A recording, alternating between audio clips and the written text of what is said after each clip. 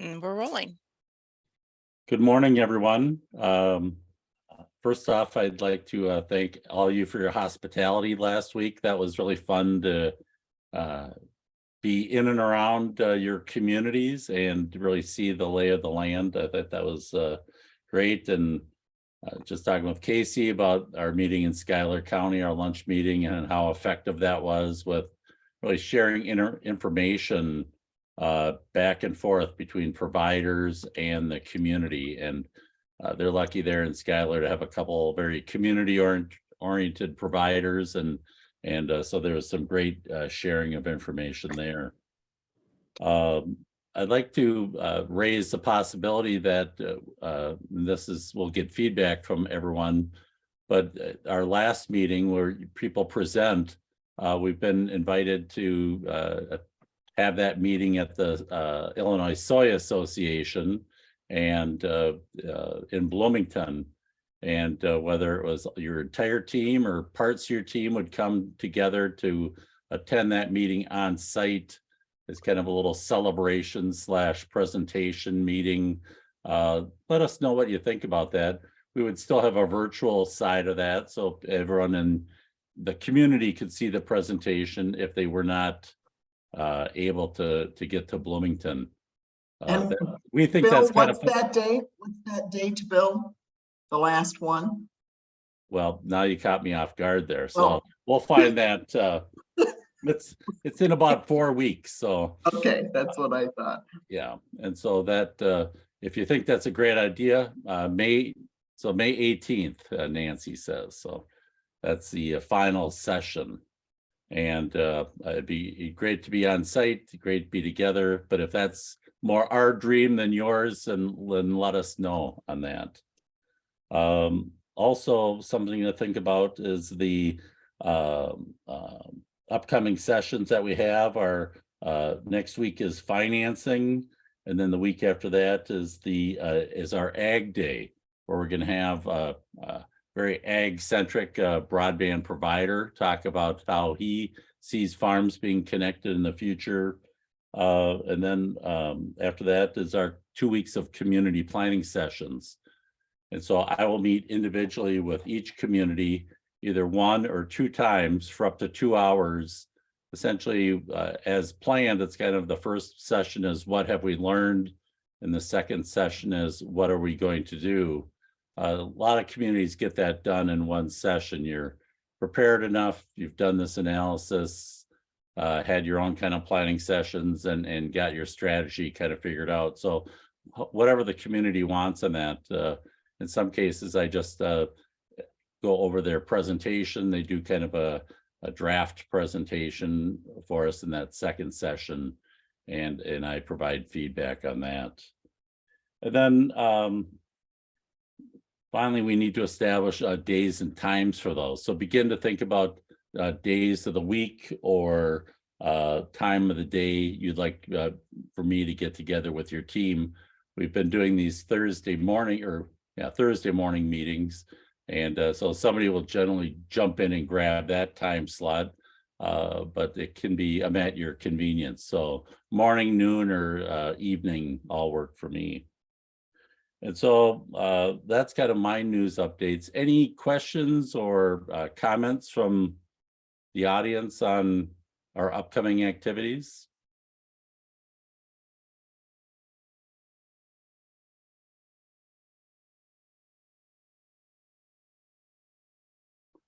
Well, good. That's fine. And then we'll just move on to our guest speaker, Doug Dawson.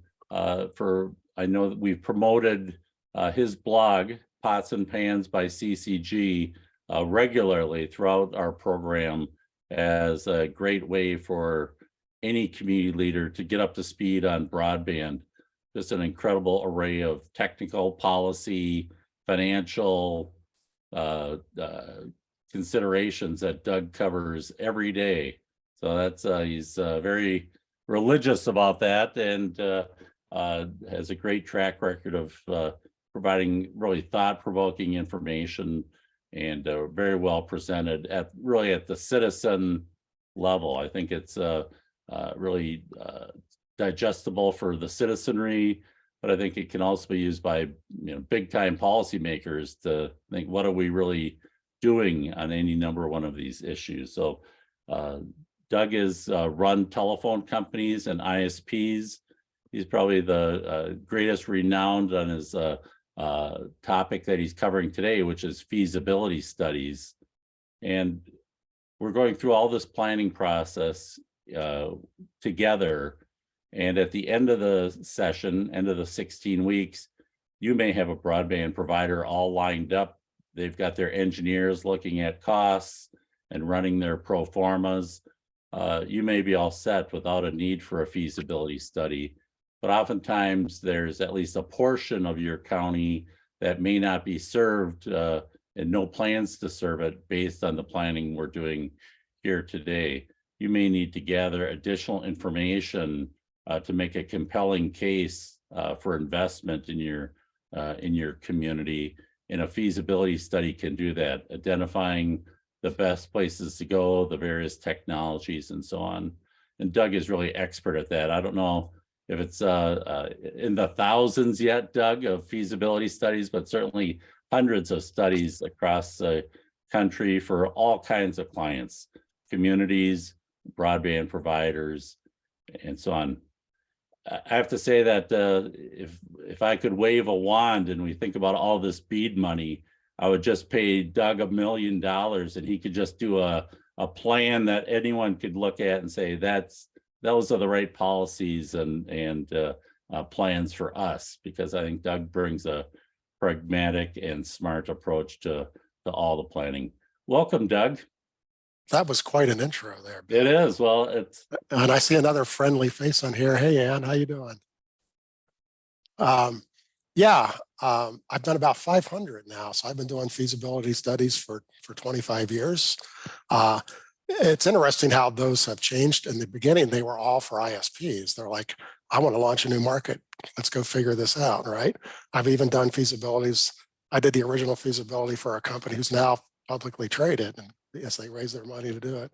Nowadays, almost all the feasibilities studies are to do what you folks here are looking at, which is let's figure out what it costs to get broadband in their county so we can make sure we all get served. So they've really changed in the last 3-4 years. So do you want me to run the slideshow? I can certainly do that. Okay, let me pull that up here. Let's see, share screen.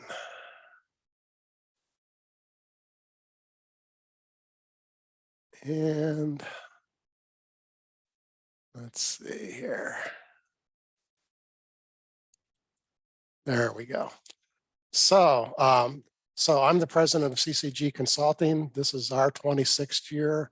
I've been in the industry for a number that it almost scared me when I added it up the other day. It's now 48 years. So I've been doing this for a while. So today we want to talk about feasibility study basics.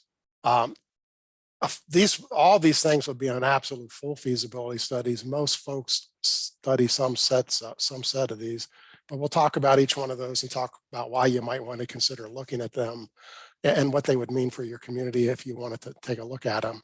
And so it's mapping, market research, a gap analysis, broadband products and pricing, engineering, financial, funding, and other. And that was very quick because there's a slide on each one and we're going to dig here into them.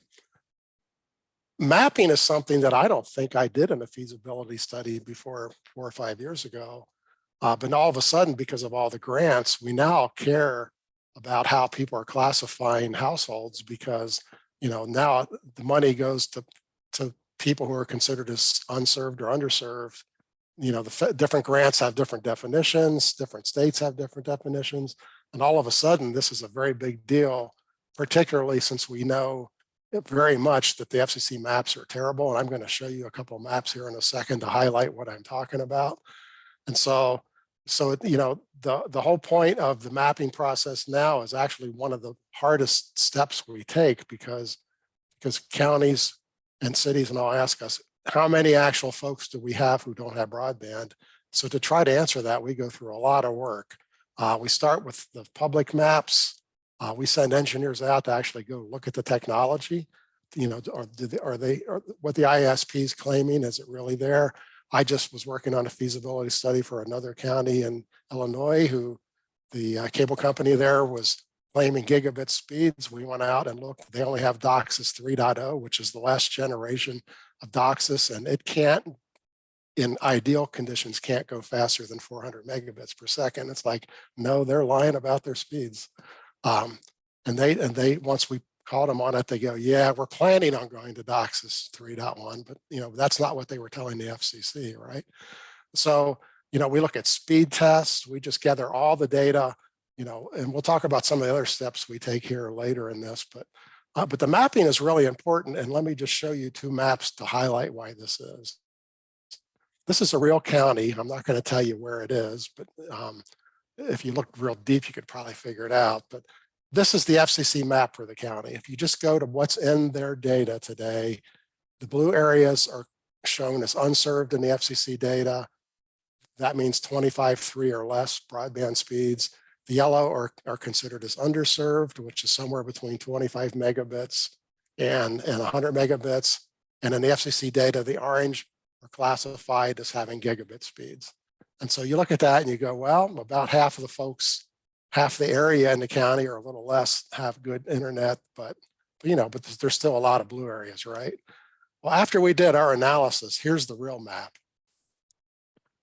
So that's the places that actually have good internet, or those little tiny orange places, and everything else in the whole county is underserved. And this is not a really populated county, but we found over 4,000 homes that were misclassified, which means they would not have been grant eligible. And so this is the absolute most important step now of the feasibility study to go. I want to make sure that these folks are put in the right category so that we can actually get grant funding for them. On this map, if the Illinois State Broadband group only went by this map, they would not give people in all these yellow areas grant funding. And the fact is they all deserve it because their speeds are not even 25.3 megabits per second. And of course, there's a whole, we could spend 2 hours talking about why the maps are bad. ISPs claim speeds that are too fast. They claim coverage areas that are too large. We don't care why they do it really, because what we're trying to do is get an accurate count so that we can come in and make the argument. You're lucky you're in a state where the state, if you can present them with good evidence, will actually consider this map. This county doesn't happen to be in Illinois, but the fact is your state broadband office will consider, as long as you can present the proof that areas are really not served.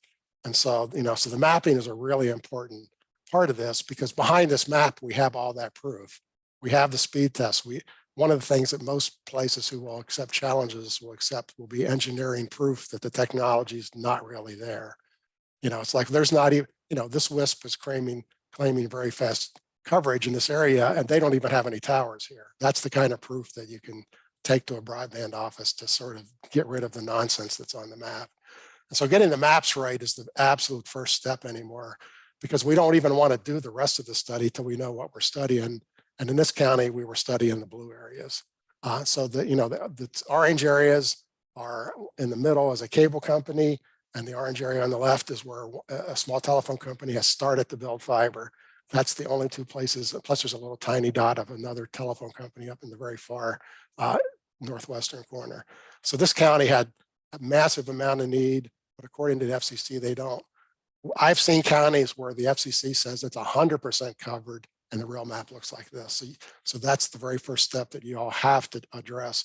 Whether you do it in a feasibility study, I know there's a lot of counties who have tried to tackle their own map.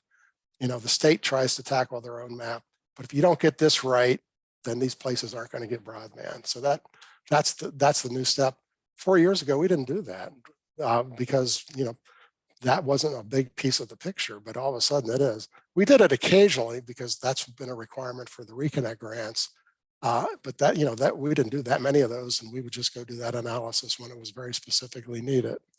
The next thing that you do is market research, and market research is something that you're going to want, Bill said it, if you're going to try to talk an ISP into serving areas, you want to show that people want broadband. That's the whole purpose of doing that.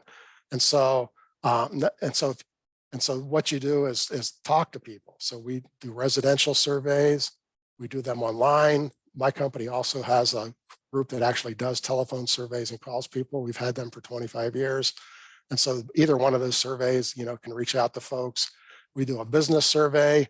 The business survey we do is a little different. Businesses, we really want to know what they would do better if they got better broadband. It's more of asking them to tell us their story.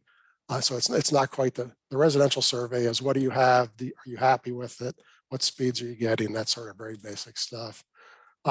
We interview key stakeholders in every county. We usually find more out about a county in that process than almost anything else we do. We talk to school principals, real estate agents, just all those kind of folks who really know what's going on. And so they end up telling us all the true stories about the problems people are having, or the good things. I mean, we often hear about, successes with broadband. It's not always a negative story. Some counties pay us to do focus groups where we will pull in 10 small businesses, or where we pull in, 20 people who live in an unserved area and really have them talk about the problems they're having. The purpose for this part of the market research is, again, see if we can't get a handle on how many people have broadband or don't have it, and how many people want it. And then also is to sort of make a list of all the problems that are in the county. That's stuff that is great stories for grant filings, right? So the market research is pretty straightforward. And this is, I think on all these years, in those 500 feasibility studies, plus other work we've done, I think we've probably interviewed 10,000 people. And the vast majority of those were in places without good broadband. I've heard every kind of story about what bad broadband means that I think anybody around. And that's the whole key. Our purpose, even being in business, is to make sure everybody has broadband. That's been our mission for the whole time. So a gap analysis looks at the same issue, but in a very different way, because the market survey just says, do I have broadband or not? Is it good or not? The gap analysis starts digging deeper. It really starts looking at the digital divide. How many folks in my county don't have internet because they can't afford it? It doesn't help to bring them a broadband connection to their house if they can't afford to buy it. How many people don't have computers, don't know how to use computers? And so the gap analysis, we dig into demographics. We do ask some of these questions on the surveys, but there's a lot of other sources of data that we pull in. There's a lot of, for example, there's a lot of information in the census about computer usage. And that's only good for a few years after, but right now, that's not bad since it was a 2020 census. Pretty soon that'll get a little aged on us. And so we just pull all that together. And the reason for that nowadays is, on top of infrastructure grants, there's a lot of money for grants to fix these problems. And so the first step of fixing these problems is to identify that you have the problem. It turns out there's very few places that don't have these problems. There's almost invariably quite a few people who can't afford computers, who can't afford a broadband connection, but you really got to put some numbers behind it if you're going to try to get grant funding to solve the problem. So that's what we do in a gap analysis, is try to get our hands around the particulars. And it's amazing how much this varies. I mean, two counties next to each other may have drastically different stories. It's very much a local situation. So, it's just, and it's interesting. Not everybody wants broadband. We did a study in a county in Missouri where I swear 40% of the people go, we don't need broadband in our house. We think it's a terrible thing. It's like, wow, that's going to be a challenge. And it wasn't one or two isolated folks. That was the general consensus in that county. So it's not everybody wants broadband, and you need to know that too before you go and build a network here. So every once in a while we run into that sort of situation. We also do product and price research. One is grants require you to do this. Grants want to know, what folks are paying in an area. Almost every grant nowadays asks that question. But more importantly, it's interesting. We find that the prices people pay vary drastically across the country. And so one county, the average price in one county may be $20 a month higher than the county next door. And that's because there's a lot of local ISPs. I mean, there's fiber providers who charge $50 a month for a gigabit, and there's other ones who charge $100 a month for 100 megabits. I mean, whoever you happen to have in your area, WISPs are all over the board. There's WISPs at $50 and $90. There's cable companies are just, mostly high, but some are really high. And so finding out what the prices are is a good step, because you can't really talk about affordability till you know what folks are paying. So this is really just gathering all that information. It's fairly straightforward. We also look at competition. Every county, what's the competitive picture? How are the particular set of ISPs in this county going to deal with somebody bringing a new network in? You know, so that's something that everybody always wants to know. So very interesting set of research there. So engineering analysis is the biggie. This is the one that costs the most in the study. And it's the one that probably ends up with the most useful answer. And again, this is needed if people assume that the ISPs in their county are going to go off and do this so they can go for grants. They don't have the time and money to do this.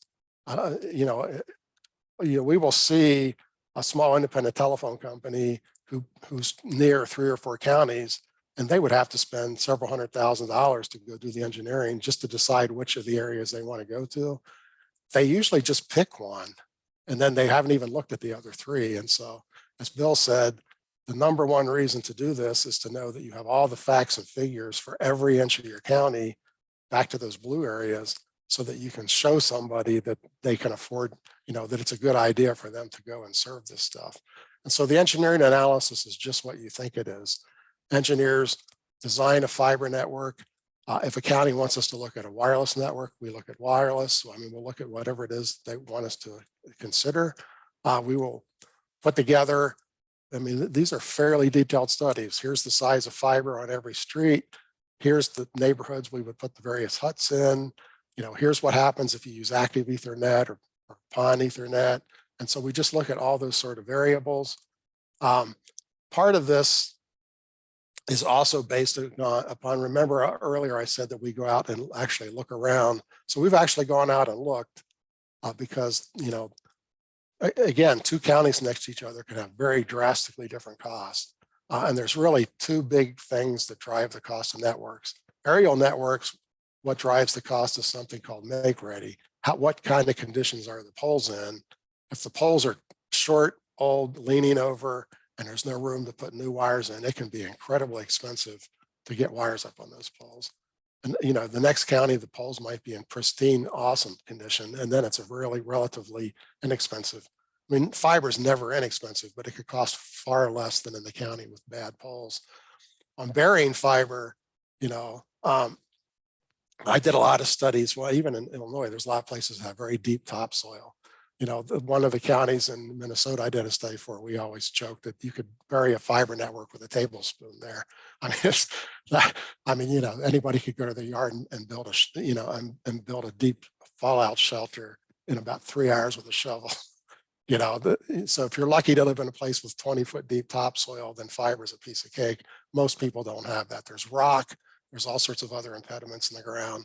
And so that can add a tremendous amount of cost. And if you're unlucky, you have both of those things. You have bad poles, you have a lot of rock, and now you've got your back up against the wall. But you got to know that. You need to know what the costs are in your study and your area. And we make these as close as we can to the real numbers. We talk to the local construction companies and find out what they're charging, all those sort of things, to make sure that we get these numbers right.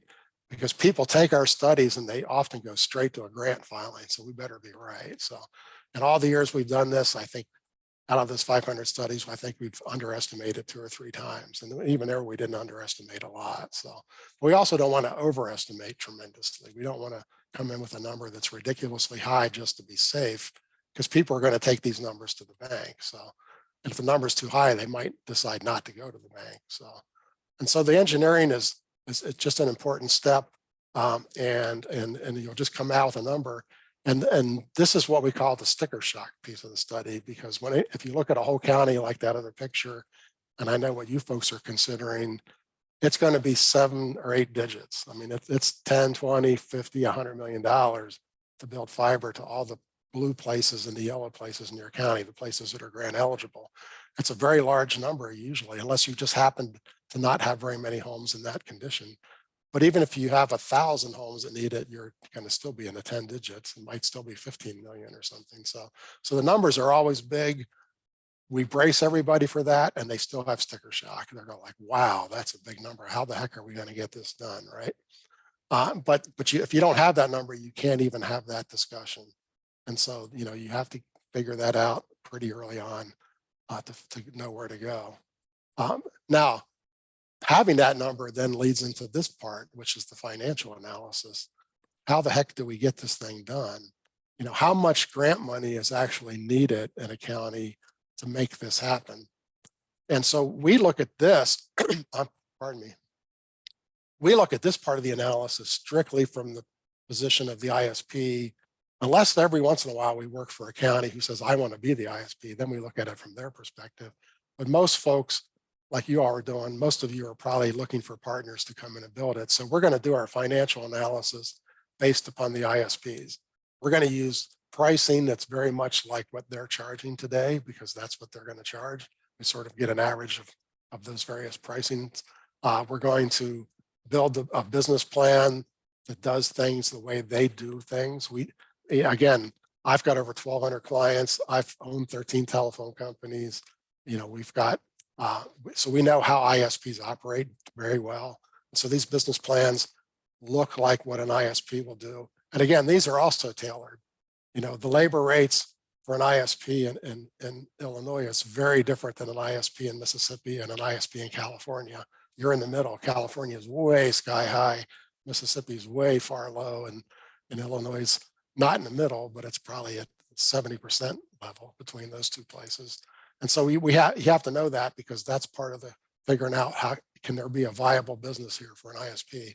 We want to do two things with these studies: show an ISP that it can work, and show them how much grant money is needed to make that work. And then we can say, now, can we raise that much grant money? Is there going to be a grant possibility out there that can find the kind of numbers we're looking for?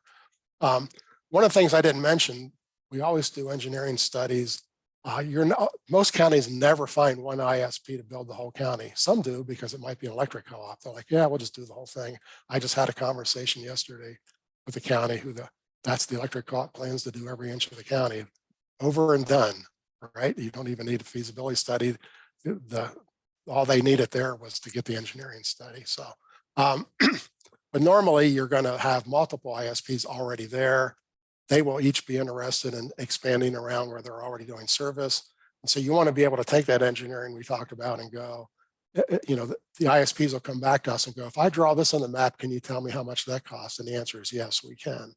And so so the output of our study is aimed towards helping the ISPs that you're trying to partner with. We're trying to give them numbers to help them actually go do their grant filings. Those ISPs will very often take our numbers and take it straight to the grant filing.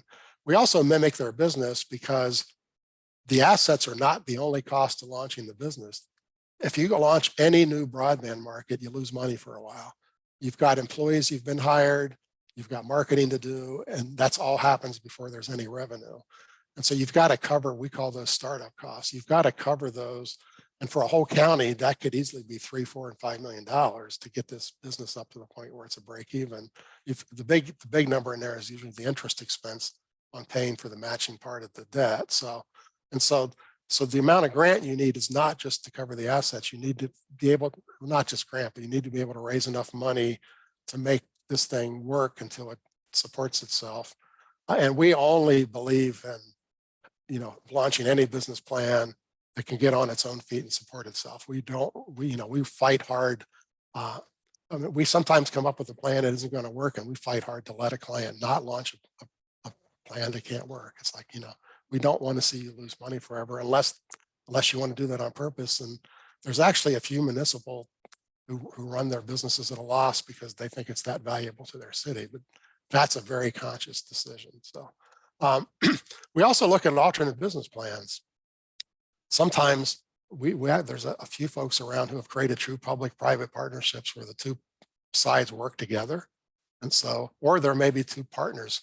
There may be a co-op who wants to contribute their poles and an ISP who's going to use those poles. And so we actually look at what happens to each of those two partners to make sure they can be made whole.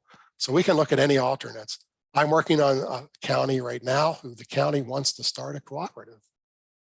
they believe that they can get the money together to do this themselves, and the county won't own it, the customers will own it. So they believe they can use this grant money coming up to start a cooperative where the people in the county are going to own the business plan. You know, we don't see that very often, but it does happen. There's I don't know, I forget the number, Bill. There's 600-700 existing co-ops around between electric and telephone, but we don't see too many new ones, but we do see 1 or 2 every couple of years. So we can study any of those options in this financial analysis. It's like, what do you want to do in your county? Let's figure this out, right? We actually have another county who's going to own the network, and they're doing open access on it. And so in that case, the county's not an ISP, but they're building a network, and they already have lined up 4 or 5 ISPs operate on it.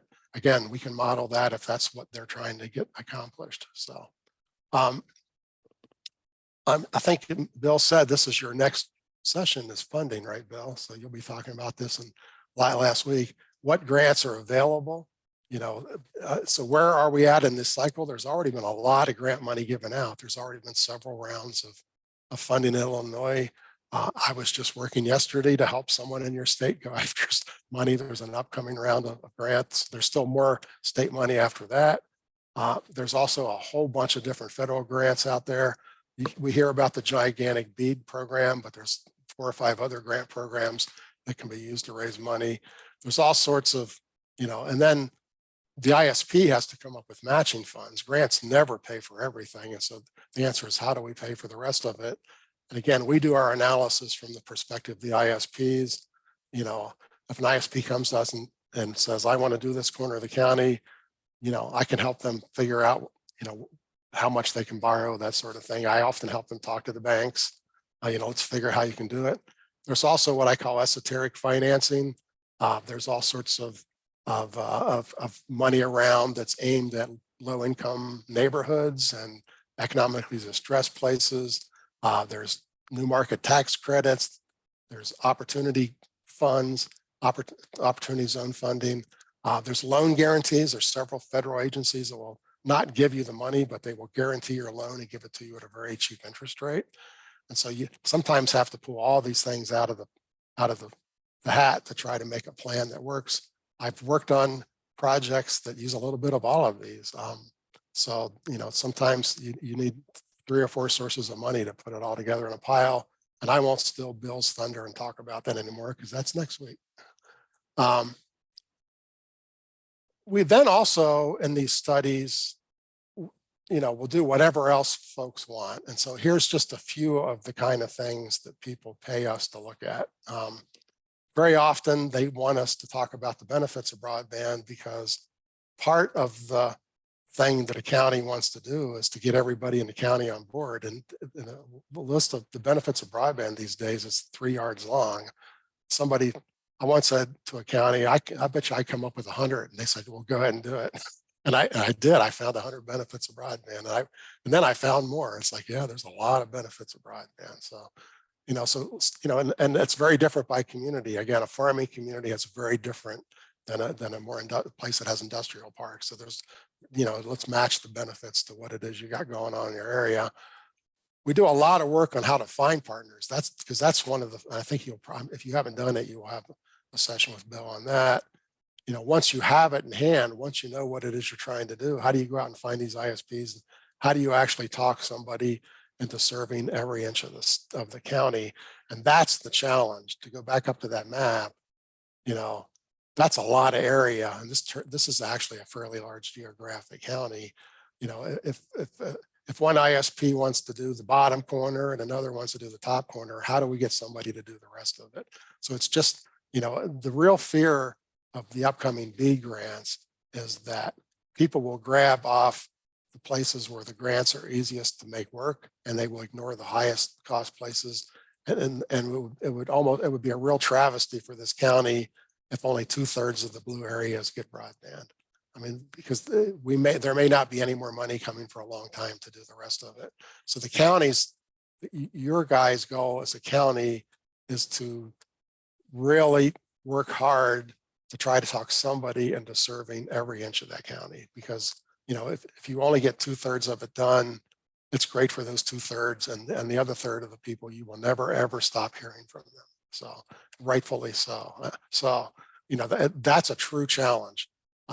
We rarely find a county where there's already an ISP thinking about each part of it. They're all thinking about, this part, this part, this part, and there's always other places that are not on their list.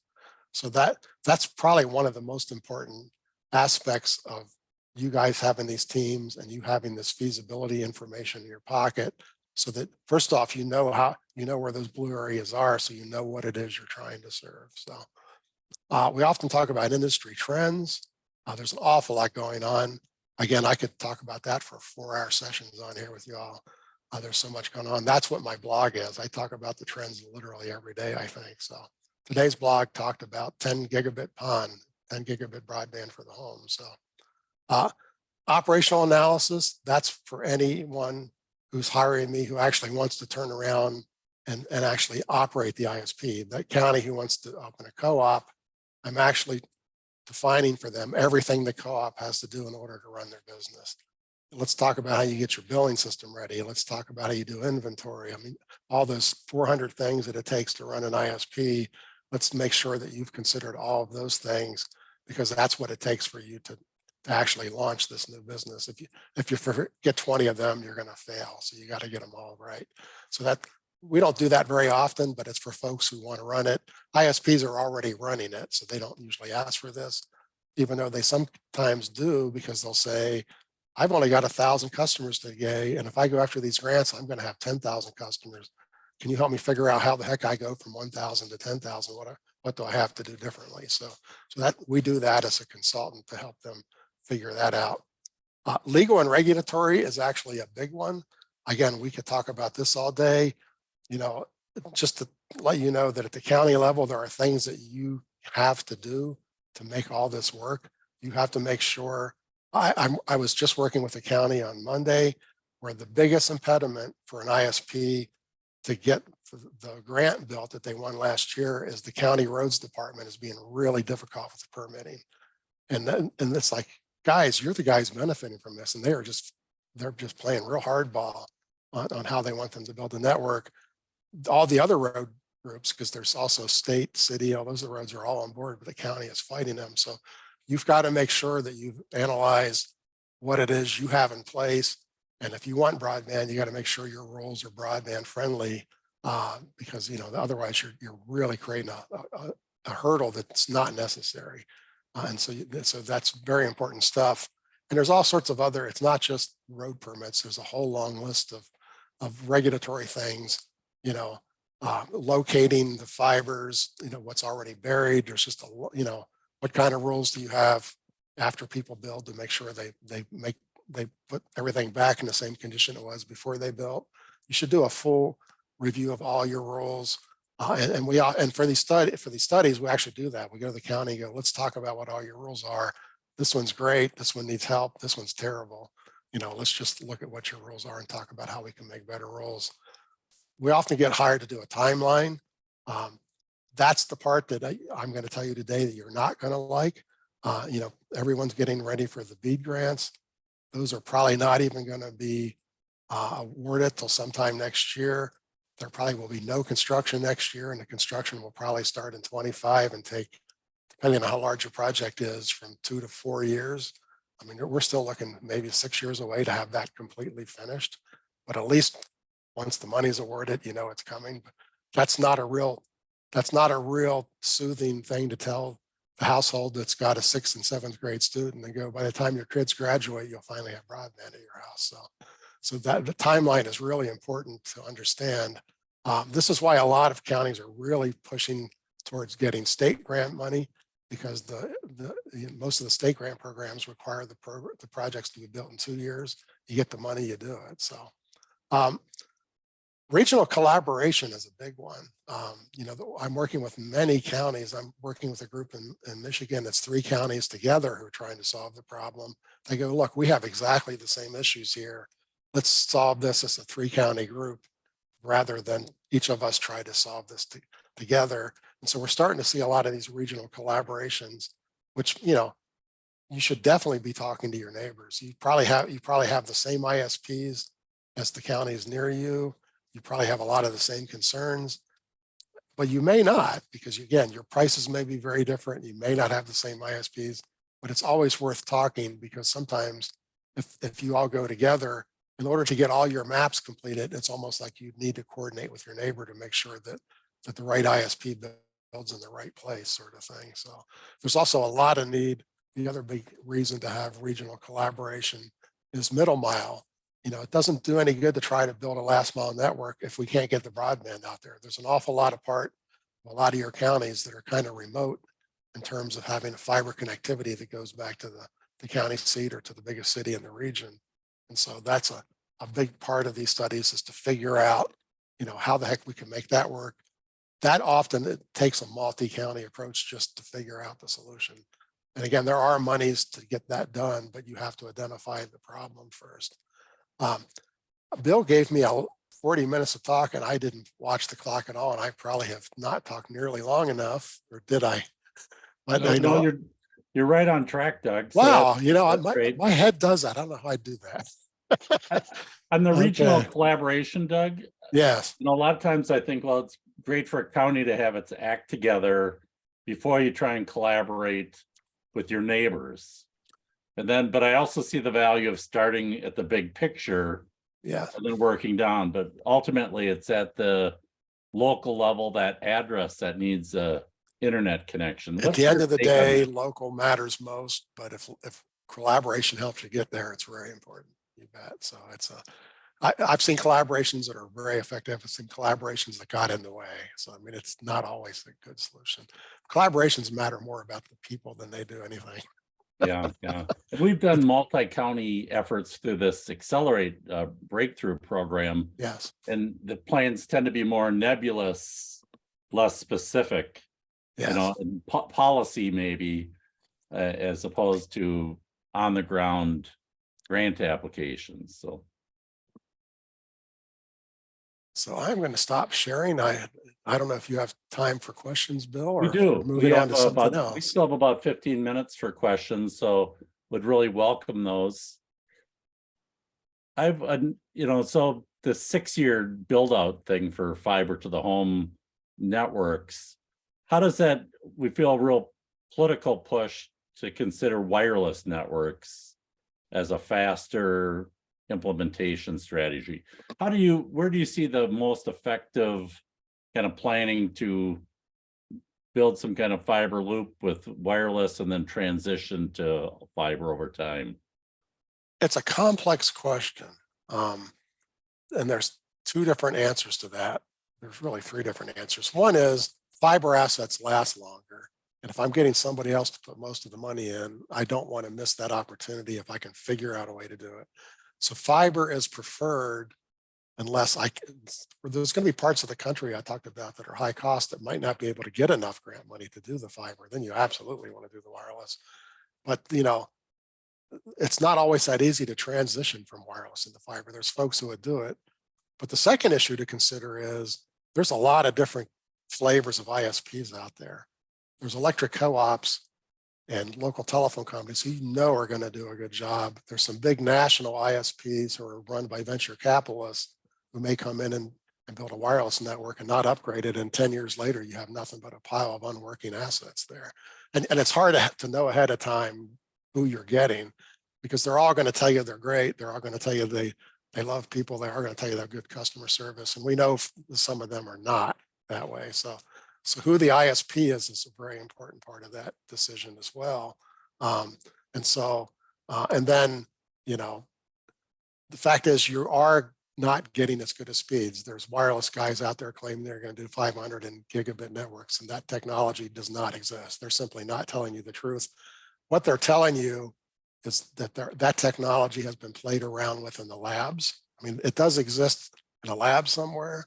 That's, you know, cable companies have done that for years too. They told us that they had gigabit broadband for 5 years before they had it, but it was coming. But if they get a grant to build it with today's technology, it's not going to have those speeds. Now, are they going to reinvest to give you that gigabit technology? And wireless, last point is wireless technologies. I always say wireless is an art, fiber is a science. Wires are a science, whether it's cable company. because I can predict exactly what you're going to get at your house when there's a wire to your house. Wireless changes with weather, humidity, you name it, interference. My neighbor runs the lawnmower, my internet doesn't work very good. I mean, there's amazing things that interfere with wireless. It's simply not as reliable. I like wireless companies. I was on a wireless ISP at my house for 10 years. I mean, you know, I have nothing bad to say about them. It's just not as good as fiber, but it's also way more expensive than fiber. So that didn't answer it at all, because the answer is that's a really complex question. But once I have all the facts for accounting, we can look at it and figure it out. So, yeah. Besides the customer surveys, from obviously when, we're doing these surveys in each of these counties right now, and we're saying, well, how's your speed, reliability, pricing, what's your broadband story? So we get plenty of feedback on existing services. How do you check out prospective providers that may be in the county next door? How do you vet them, or reputation? The easy answer there is I talk to the elected officials in those counties, because they hear all the good and bad stories. They say, I'm serving this small town over here. And I call the mayor of that town and go, how are they doing? And if he has a long list of stories, I just found out. And it could be good or bad, but you have to talk to people over there. That's the only way to do it. People love to tell you if their broadband is good or bad. It's actually not. You just have to be brave enough to go find the people in those communities. They will tell you all about it. So, yep. Okay, good. Questions from the audience?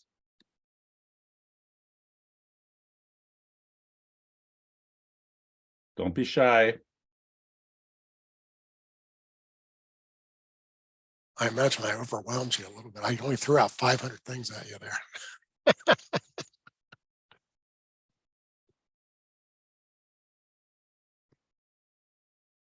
One thing I learned in community planning is silence is not an enemy. So you can just hold and wait, for that first question.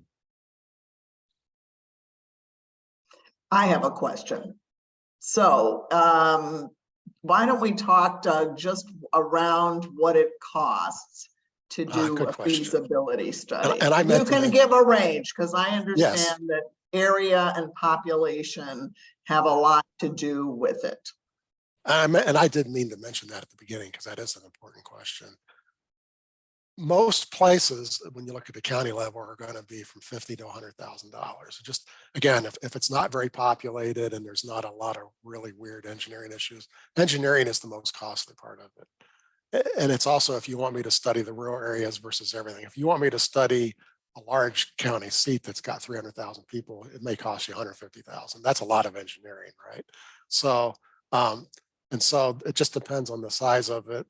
But that's the range. I mean, almost every study we've done is in that range. I mean, I have a few that are quite a bit more expensive than that, but like I'm doing one in LA County, Los Angeles. I mean, it's not cheap because there's a lot of people in LA County. So I'm not even going to tell you that number, but that's not normal. That's not a normal study. So yeah. But for the kind of counties, I mean, I've done 3. We've now completed 3 recent studies in Illinois. So, I mean, we are off and running there. So.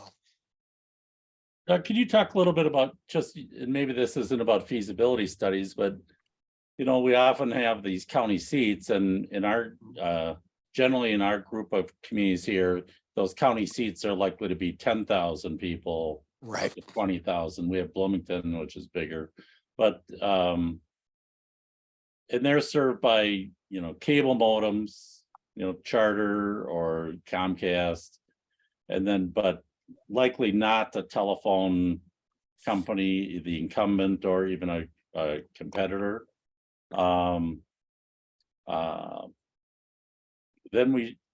What's your take on the future of these communities? Is that problem solved? Is the cable modem solved, or is it? No. What we're going to see here is, I call this a reverse donut. We're going to see 5 years from now that the rural areas are going to have fiber, and they're going to have far better broadband than the people in the city. Cable companies can be good. In the major cities, they are pretty good sometimes, but they don't have the same networks in the small towns. Sometimes their networks are dreadful in the small towns. They don't upgrade them. Their wires were built in the 70s and 80s. we keep talking about telephone wires getting old, but cable company wires are getting old too. Now, on top of that, they charge a lot. I mean, cable companies are very much honing in on getting to $100 broadband, and that's not affordable for a lot of folks. And so even if their speeds are okay, if 40% of the people in town don't think that's affordable, I got a problem. I believe what we're going to see is a whole series of additional ways for those county seats to get fiber after the rural places are taken care of. The good news is those are usually bankable. You don't usually need grants to do the county seats. You just need to go talk somebody into raising the money. That they don't have that big, you know, the rural areas, we have 5 people for every mile of road, right? It's just very sparsely populated, but cities are, you know, way denser. And so usually the math works out very well in most county seats that ISP can just borrow the money and build it and make it work. The problem is not nearly enough ISPs doing that as there are county seats. There's a lot of county seats. So, yeah. There are. But you got to solve the broadband in the rural first, because if we don't solve that in the next 2 years, if you don't get this grant money, you're going to be left behind. Then you can turn around and look at your county seats. So. Yeah. Good. I see, Chris, do you have a question? You should be unmuted now.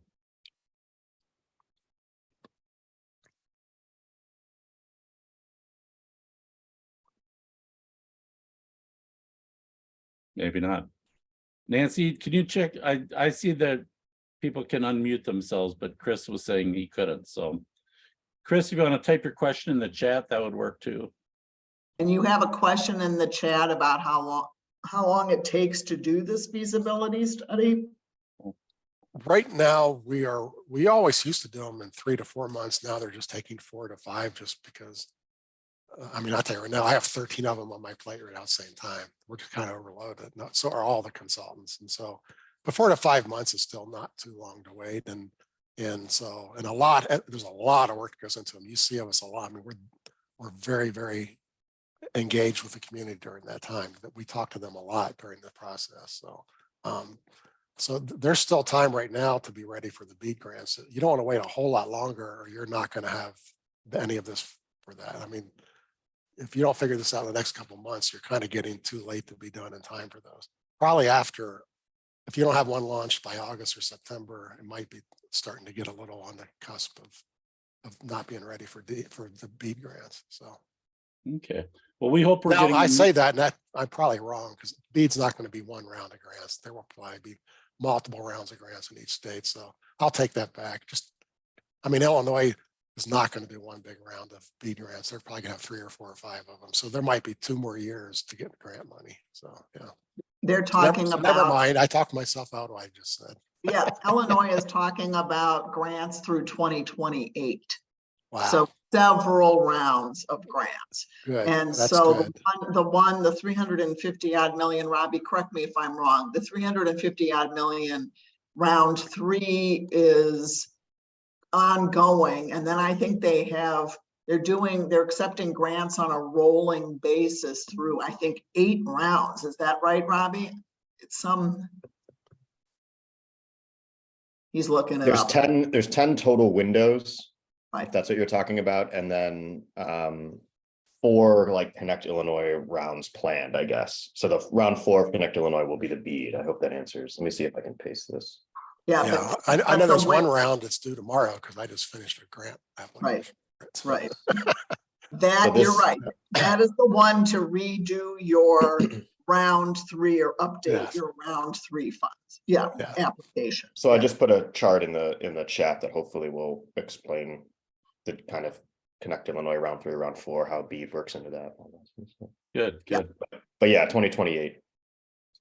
Well, Doug, I want to thank you for joining today. It's been, I think, always a great summary. And, you know, at the beginning of this program, we talk about kind of the planning process, which is essentially the, you know, elements of the feasibility study, and our communities are attacking that with great energy and success so far. And I think this has been really helpful to reemphasize that and refresh and help people see how it all fits together once again, and that they so I think we're in really good shape here with our group, and I think you really contributed to their knowledge. So thank you. And my parting words are, as you could see by my slideshow, it's complex. There's a lot of parts to getting this right. I mean, it's not a simple little study. It's a whole lot of work, but there's a whole lot of value created. I mean, these are all facts that you need to know. So, yeah. So good luck, Thank you. everyone, to get broadband in your counties. I hope that your map isn't quite as bad as the one I showed you, but I hope you solve all your blue areas. Well, we've heard a lot about the maps, so, and Yes, we've got indeed. a very good resource on our team that helps communities look at the maps, and she's really the main Illinois FCC map person, so she's got a good handle on it. And along with our surveys, we're able to do a lot of mapping. We try and collect as many addresses on speed tests and responses as we can, and so that's really been helpful. Very good. Well, thank you all for listening to me today. So, Thank you. I really appreciate it, Doug. all right. See y'all later. Bye-bye. Hey, Robbie, do you want to take a minute and go through the resource sheet that you created for today? Yes, but give me a second. I gotta find it. So I'll open it to questions. And while he does that, I would, when we go into our workrooms, certainly the key tasks are still to promote your surveys and the ISPs, interviews. Think about the planning dates ahead. And then Reconnect is a real opportunity right now for grants. So that's from the USDA and rural development. And that is one of the more robust grant programs out there and can provide both large sums and high percentages of dollars to a project. Next week, we're going to be talking about financing, and our Illinois USDA person will be on the call. So I encourage you to take a look at the maps, the eligibility maps. You can go to USDA, search for Reconnect, and you'll find a eligibility map, and then be really ready to ask questions of him, and then Matt Schmidt.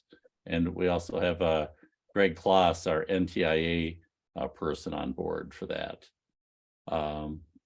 So that, Robbie, you ready? Sure. I'm gonna share just the document, I think, this time. Okay, people can see Yes. my slides. Yes. Okay. So for this document, it'll be a little bit different. I'll also put kind of a durable link in the chat. Just a quick explanation of the feasibility study process. And then I talked with Bill about, different things that we wanted to put on here. So the first one is just an example RFP for feasibility consultant. So I'll switch, after this real fast, but it's just kind of a Word document, so you can get a sense of how it would look to get your communities, to actually apply for one. We have a list of feasibility study consultants that we put together for previous programs. And then I wanted to include, one of several options that I could from Doug Dawson, our speaker today, where he talks about feasibility studies in his blog. And so it's a few years old, but this need for development capital, I found really informative.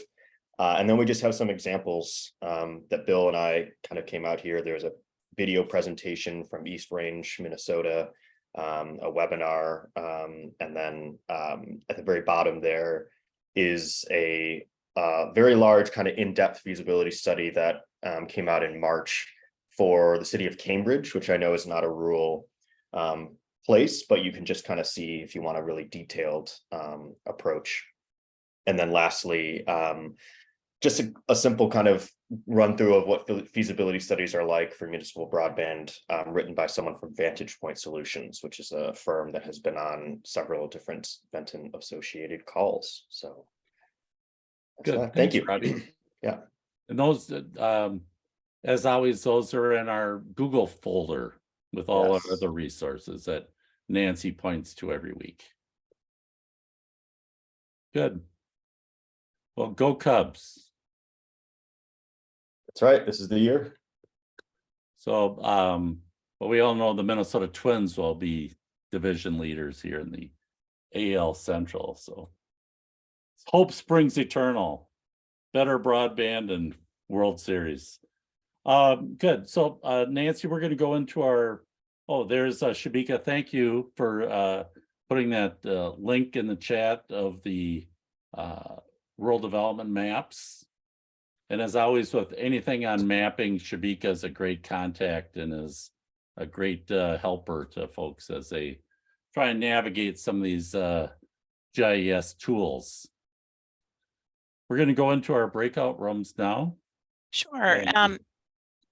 Before I launch those, I want to make sure that all know that I think 4 out of 5 of our counties are closing their surveys officially tomorrow, but we're not going to export the data until Monday. So I would say you can maybe put one final message out on some of those social media groups. Maybe think of your communities in your county that have like a main social media page or something, and give people a final chance to take the survey.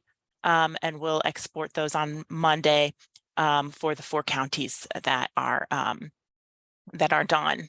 And as far as time frame goes, it's going to be those first 2 weeks in April that data is being analyzed and the maps will be being prepared. So please be patient with those results.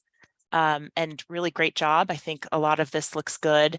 I will be sending out a little bit more information individually to the 5 counties via email on sort of what the end numbers are and sort of when they can, the more specific date of when they can expect to hear back from us.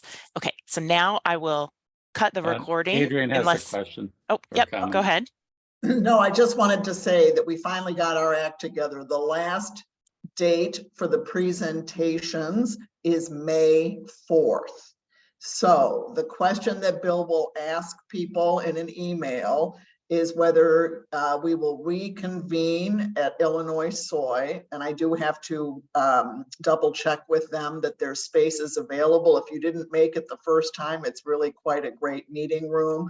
Very good at doing both remote and live presentations, but Bill will check in with everybody. We'll try to get a sense if there's a desire to do it. I think it, of course, would be wonderful to see all of you again in person and be able to celebrate your quote unquote graduation from the program together and hear the presentations. But we'll sort of start to organize that over the next couple of weeks, and just wanted to have that date, May 4th, likely, Bill, 10 a.m. in the morning to give people time to drive in. We will, of course, arrive the night before because we have a longer drive, but we'll firm up the details with everybody. Thanks, Bill. Good, thank you. Good. So what do they say? Do good work and have fun. So thank you. Thank you.